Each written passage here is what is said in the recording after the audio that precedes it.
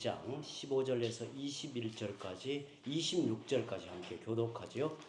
전능자가 누구이기에 우리가 섬기며 우리가 그에게 기도한들 무슨 소용이 있으랴 하는구나.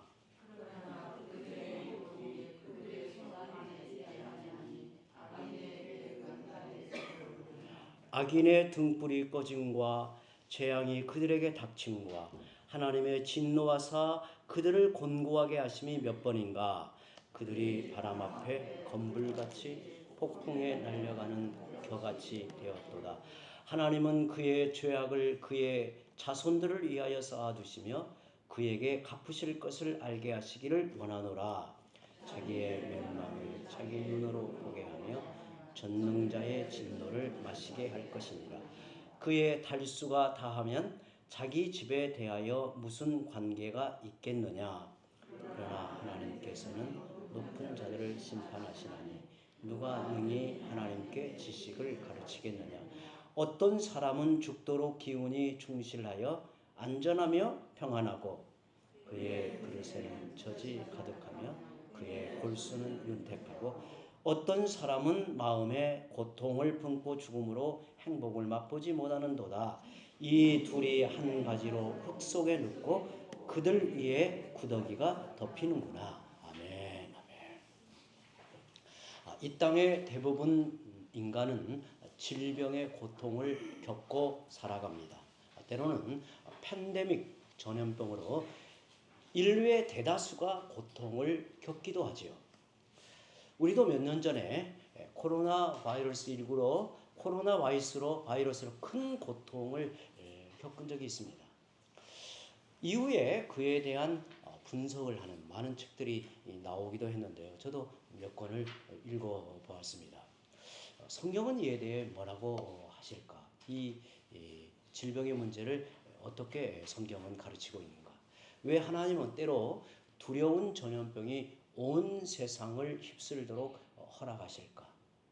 많은 이유들이 있겠지만 성경에서 말하고 있는 이 내용을 간단하게 세 가지만 짚어보면 이렇습니다. 첫째, 인간이 악하다는 것을 보여줍니다.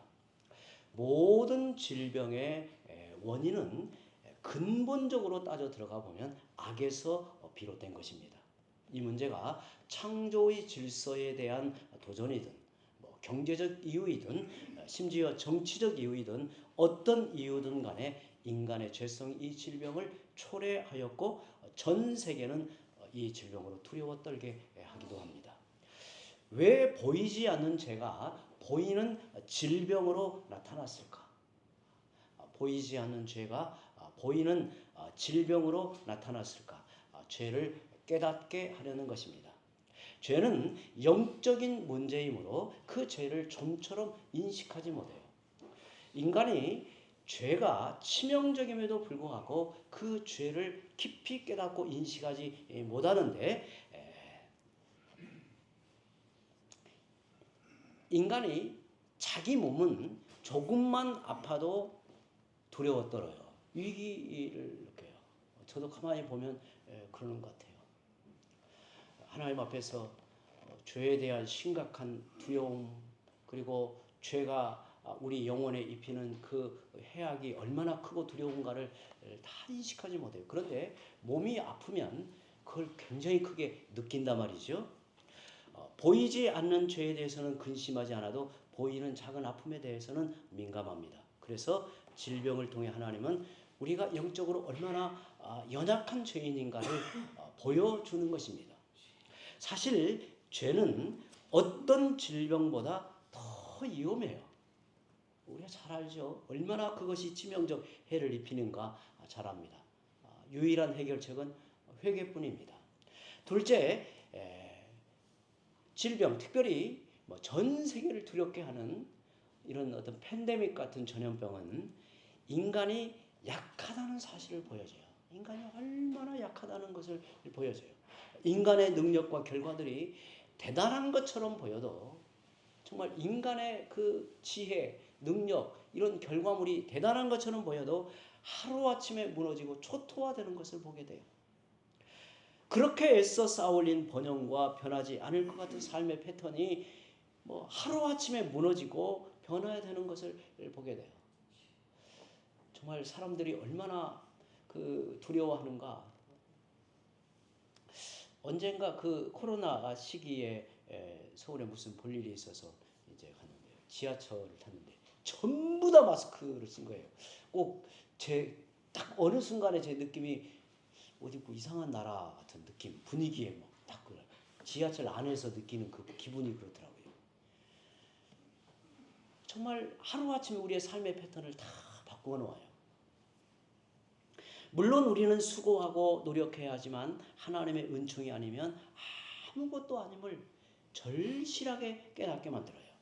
셋째로 하나님께로 나아오라는 부르심입니다. 죄에 대한 심판인 동시에 하나님께로 나아오라는 은혜의 초청장이 사실은 그 질병이 아닐까요? 정말 두려워할 것은 바이러스가 아니라 하나님이시라는 사실이에요. 하나님은 우리보다 높이 계시는 분. 인간은 악을 자행하고 그래서 이 땅에 고통이 깊어가지만 하나님은 이 모든 악을 선으로 바꾸어내실 수 있는 분. 그러므로 하나님께로 나아가야 한다는 사실을 깨닫습니다. 진정 두려워할 대상은 하나님이지 바이러스는 아닙니다. 오늘 우리가 보게 될 욥기 20장, 21장을 우리가 이제 큰 흐름을 보게 될 터인데요. 먼저 욥기 20장은 세 번째 친구인 소발이 욥에게 하는 말입니다. 엘리바스 그리고 빌닷 그리고 소발 이 세 친구가 욥에게 찾아와서 욥을 위로하는 형식이지만 그들과 논쟁을 벌이는 이런 이제 말씀이죠. 세 번째 친구 소발이 욥에게 하는 말인데요. 그 요지가 20장 2절에 나옵니다. 그 요지가 2절에 이는 내 중심이 조급함이니라. 소발이 욥에게 어떤 말을 하였는데 그 소발이 느끼는 그 마음 욥 앞에서 느끼는 마음 이는 내 중심이 조급하다 이렇게 말합니다. 지금 고통을 당하고 있는 사람은 욥인데 두려워 떨어야 될 사람은 욥인데 왜 소발이 초조해하는가? 그 이유는 욥이 자기를 책망하였기 때문이라고 3절에 밝힙니다. 언제 욥이 소발을 책망하였나요? 사실은 책망하기보다 단지 소발의 말을 이렇게 수용하지 않았어요. 소발이 하는 말을 이렇게 수용하여 받아들여야 되는데 소발의 말을 욥이 반박을 한 거죠. 그것을 이제 책망의 말로 받아들인 거예요. 이유는 자기 생각만 옳다고 여기고 자기의 말을 수용하지 않는 그 욥에 대하여 굉장히 이 마음에 상함이 있었던 거죠. 우리가 이런 일을 종종 이제 겪게 됩니다. 사람들과의 관계에서 조금만 자기 말을 반박하는 것 같으면 그것을 싸움으로 여기는 사람들이 있어요. 그런 사람들 보지 않았나요? 보지 않나요? 이렇게 얼마든지 우리는 반박도 하고 때로는 논쟁하여 의견을 조율할 수도 있는데 내 의견과 다른 말을 듣게 되면 그것을 마치 자기를 반박하고 자기를 꾸짖는 이야기로 들어서 매우 불쾌하게 여기는 사람들이 있어요. 나르시스트 같은 사람들이 이제 그렇습니다. 그런데 이 소발이 그런 이 모습을 보이고 있는 거예요. 2절과 3절, 20장 2절과 3절 제가 읽습니다.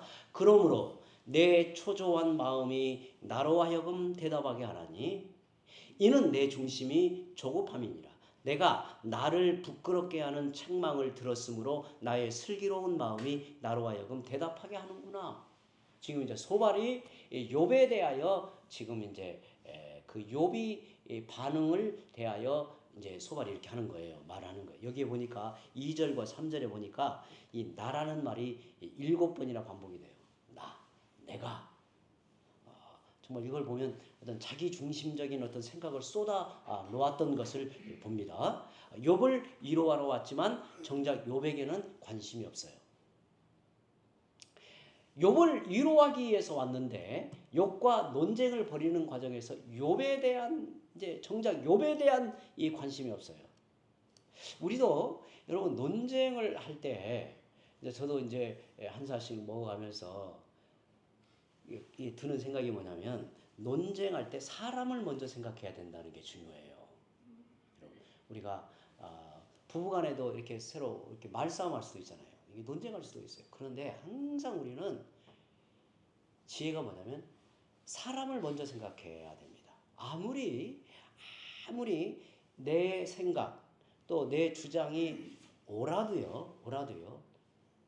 그 논쟁 속에서 그 사람의 인격을 존중하고 그 사람을 생각하지 못하면 사실은 논쟁이 손해로 가져가요. 여기서도 그걸 보게 되는 겁니다. 그는 오직 자기 생각만 옳다 하여 자기 논리에 갇혀서 욥을 판단하고 있습니다.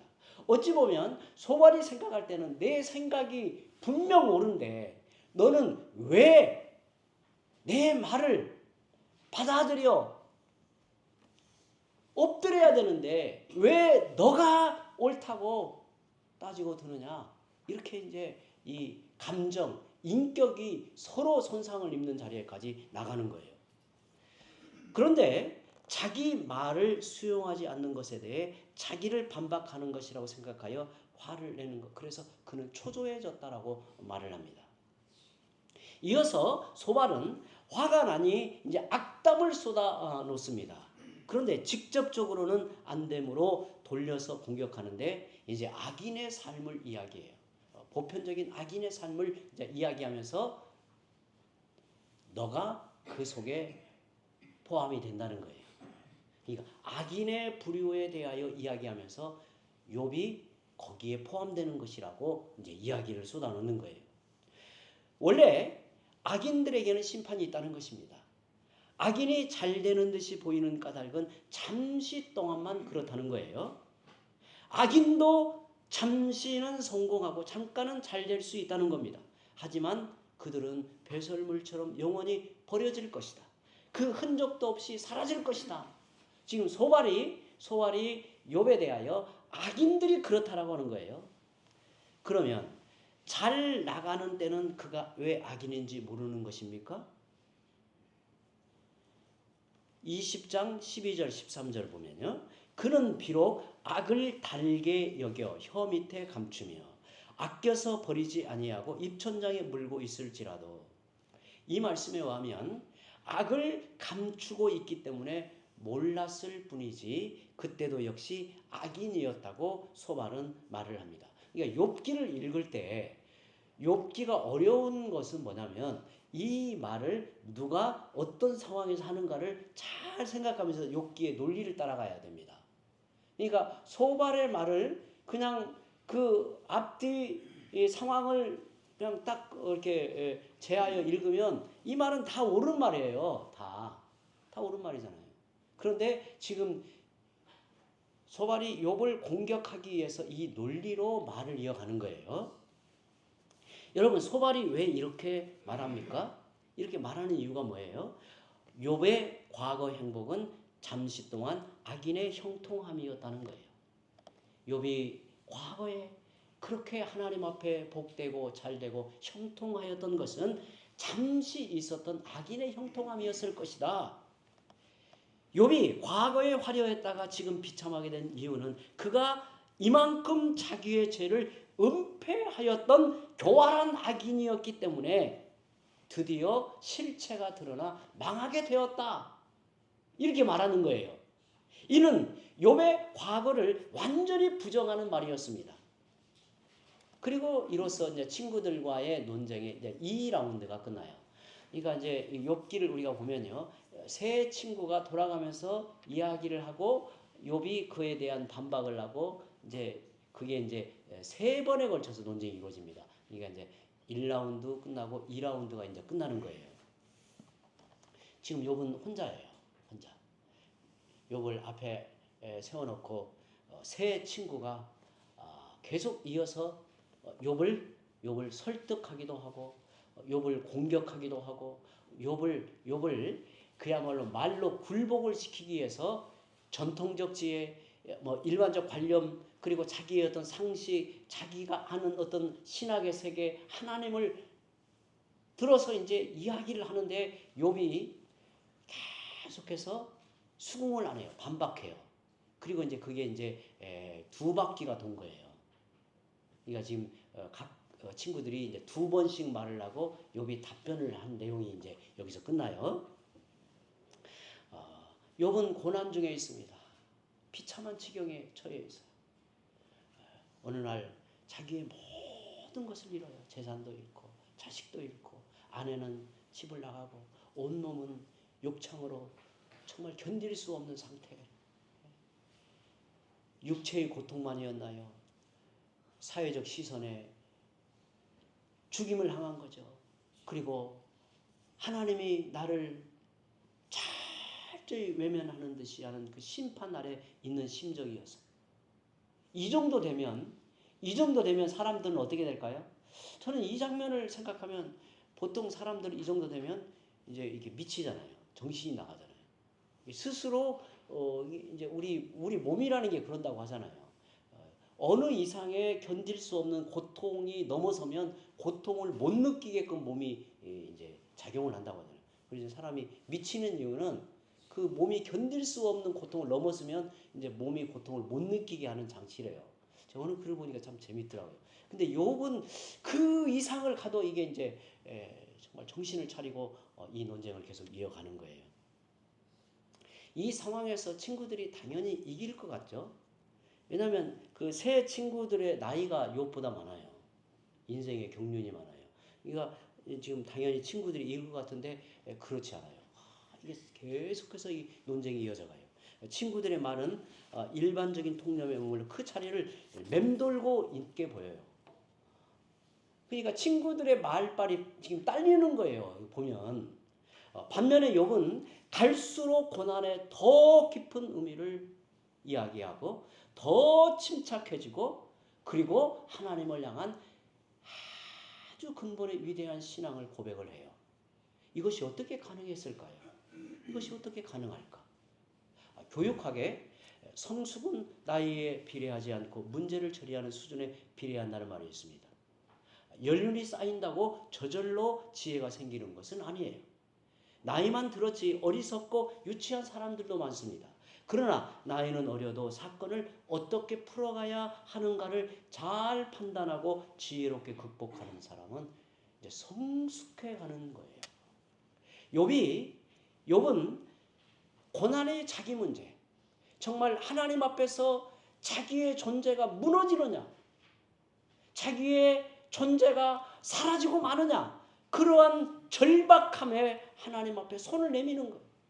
하나님께 지혜를 구하는 거죠. 문제의 근원이 무엇인지를 파고들어요.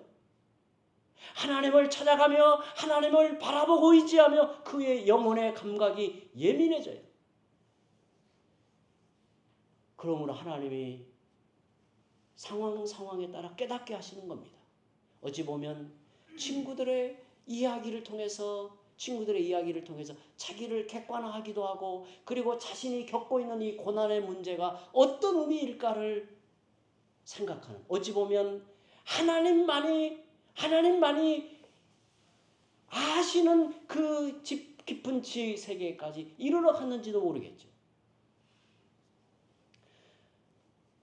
그래서 매번 말할 때마다 더 깊은 생각을 끌어올려요. 그러나 친구들은 자신이 이미 알고 있는 관점에 매여서 어찌 보면 욥의 말꼬리만 잡는 식으로 논쟁을 합니다. 이제 친구들과 세 번째 논쟁이 시작이 됩니다. 그게 이제 21장입니다. 욥이 대답합니다. 21장 2절에 너희는 내 말을 자세히 들으라. 이것이 너희의 위로가 될 것이니라. 너희는 내 말을 자세히 들으라. 이것이 너희의 위로가 될 것이니라. 다시 말해 너희들이 나를 위로한다고 하는데 어떻게 해야 위로가 되는지를 들어보아라. 그것은 내 말을 잘 들어주는 것이다. 그것이 너희가 나에게 줄 수 있는 위로이다라는 의미입니다. 우리는 다른 사람을 위로하려고 할 때 무엇인가를 자꾸 말해주고 가르치려고 합니다.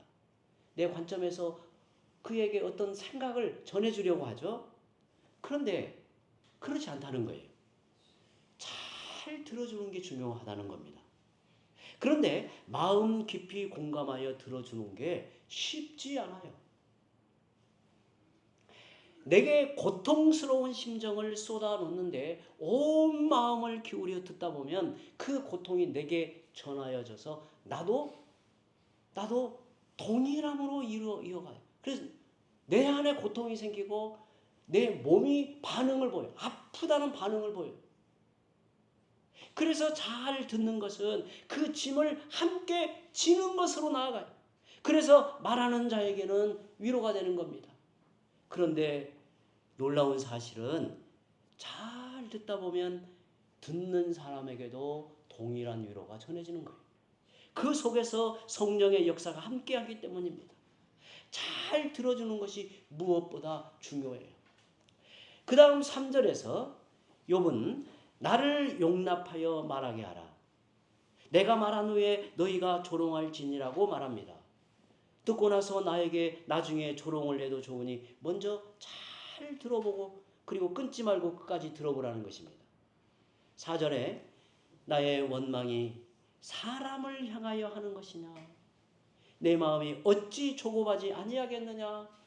친구들에게 이 말을 합니다. 지금 내가 하는 말은 사실은 하나님께 하려는 말이다. 이해가 되지 않는 사건 앞에서 하나님 어찌된 일입니까? 하나님의 마음, 하나님의 뜻이 내게 전하여져서 이해하게 해달라고 하나님 앞에 신음하듯 부르짖고 있다는 거예요. 그런데 그 말을 듣고 너희는 욥은 믿음이 없어 회개하지 않네, 교만하다 하며 판단하고 정죄하지 말라. 내가 하나님께 하는 말을 가지고 어찌 시비하느냐, 너희가 하나님이냐, 이런 뜻으로 친구들에게 말하는 겁니다. 그러면서 욥은 친구들의 논리를 지적합니다. 21장 7절에서 13절에 길게 친구들의 논리를 지적해요. 너희는 악인이 결국 망한다고 했지. 그러나 현실을 보아라. 우리가 사는 현실을 보자. 너희 말대로 되고 있는가? 어찌하여 악인이 생존하고 장수하고 세력이 강성해지는가? 세상을 보면 너희 주장과 맞지 않다. 악인이 오래 살고 하는 일도 잘 된다. 그들은 평안하다. 두려움도 없고 하나님의 징벌도 임하지 않고 사업도 잘 되고 더구나 죽을 때도 편하게 죽는다. 그렇다면 너희 말이 틀린 게 아니냐? 논리적으로 너희의 말은 맞지 않다 하는 거예요.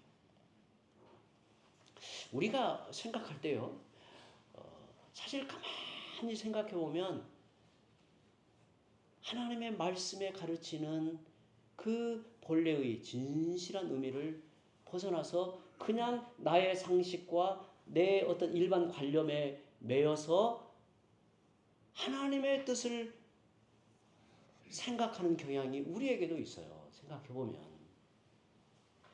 욥이 친구들의 논리를 그렇게 지적하는 것입니다.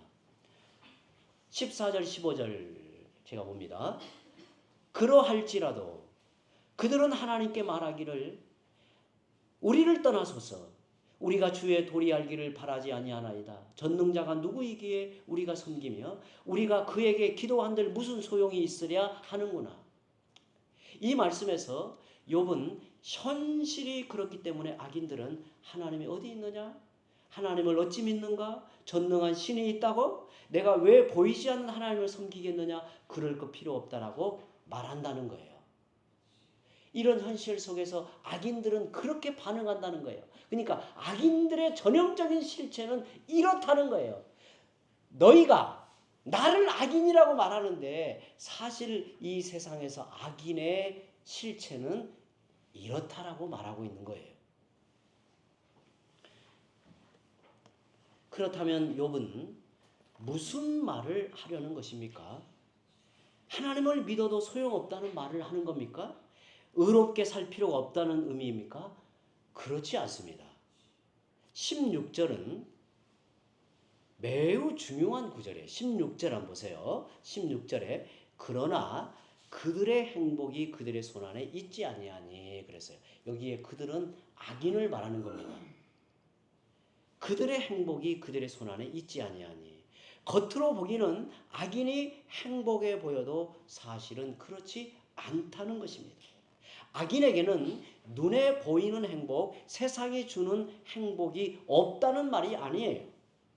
재산도 명예도 권력도 다 주어질 수 있고 자녀들도 잘 되기도 합니다. 그런데 영원한 행복이 없다는 말이에요.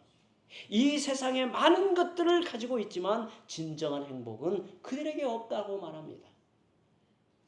인간은 하나님의 형상을 가지고 있습니다. 이 말은 사람이 진정으로 행복하려면 하나님을 만나고 하나님과의 관계가 회복되어야 한다는 뜻입니다. 그런데 악인들은 이런 행복이 근원적으로 없다는 말이에요. 그래서 모든 것을 소유하고 있어도 무언가를 더 얻으려고 발버둥을 치고 허무에 시달리며 인생을 살아갑니다.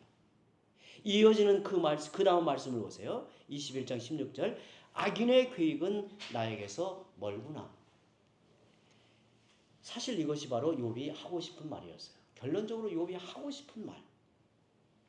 나의 생각과 악인의 계획은 멀다. 전혀 다르다. 전혀 다른 길을 걷고 있다. 전혀 다른 인생의 자리에 있다라는 거예요.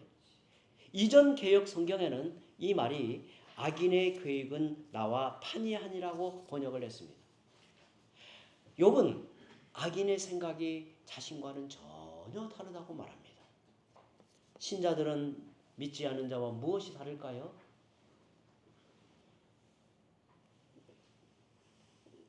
소발이 욥을 설득하려다가 욥이 수긍하지 않으니까 악인들의 삶을 거론하면서 악인의 범주에 너가 속해 있다. 그러니까 욥이 그들의 논리를 지적하죠. 한번 이 세상을 보자. 악인들이 현실 속에서 잘 되는가? 현실 속에서 어떻게 번창하는가? 만약에 그렇다면 너희들의 말이 맞지 않지 않느냐? 그릇되지 않느냐? 그러면서 이렇게 말을 하는 거예요. 신자들은 믿지 않는 자와 무엇이 다를까요? 신자들이나 믿지 않는 자들이나 고난의 현장에서는 똑같아요. 이 세상에서 겪는 고통, 아픔은 거의 비슷해요. 근데 어떤 점에서 다를까요? 참 신자는 잘 될 때 자신이 잘났다고 교만하지 않습니다. 하나님의 은혜라고 겸손히 고백을 합니다. 어려울 때는, 고난의 때는 하나님의 뜻이 어디 있는가 묻고 기도하며 주님께 더 가까이 나아갑니다. 그래서 교부 아우구스티누스는 하나님의 사람은 잘 되면 하나님의 은혜로 여기고 안 되면 자신의 부족함으로 돌린다고 말했습니다. 악인은 어떨까요? 그러면 악인은 어떨까요? 잘 되면 내가 잘나서 안 되면 남의 탓을 합니다. 더 힘들어지면 하나님까지 원망합니다. 심지어 하나님을 믿지 않은 불신자들도 극한의 어려움에 처하면 하나님을 탓합니다. 욥은 이렇게 말했습니다. 나는 악인과 다릅니다. 악인들은 고난을 당하면 하나님을 원망하고 멀어지고 낙심하여 주저앉지만 나는 그렇지 않습니다. 이 고난 중에도 하나님의 은혜를 고백합니다. 하나님께 더 가까이 나아가고 있습니다. 이 고난 속에도 하나님의 뜻이 있음을 알고 낙심하지 않습니다. 이것이 그들과 절대적으로 다른 점입니다. 라고 내가 누구인가를 그들 앞에 고백하는 거예요. 성도 여러분, 하나님을 믿는 사람도 고난을 당합니다. 그러나 고난의 겉모습은 같아도 그 내용과 고난 앞의 자세와 그로 인한 결과는 전혀 달라집니다. 하나님은 고난을 통해 택한 백성을 정화시키며 훈련시키고 성숙하게 이끌어갑니다. 그리고 끝까지 견디면 하나님은 반드시 보상을 합니다. 그에게 상급으로 이끄십니다. 그러므로 고난당할 때 낙심하지 마십시오. 신자들은 고난당할 때 믿지 않는 자들과 차별성이 드러나게 돼요. 사실 고난이 참 신자와 하나님을 믿지 않는 자의 시금석이 되기도 해요. 정체를 드러내게 만들어요. 오늘 우리가 그 앞에 있다는 사실을 기억하시기 바랍니다. 이제 함께 우리 기도하겠습니다.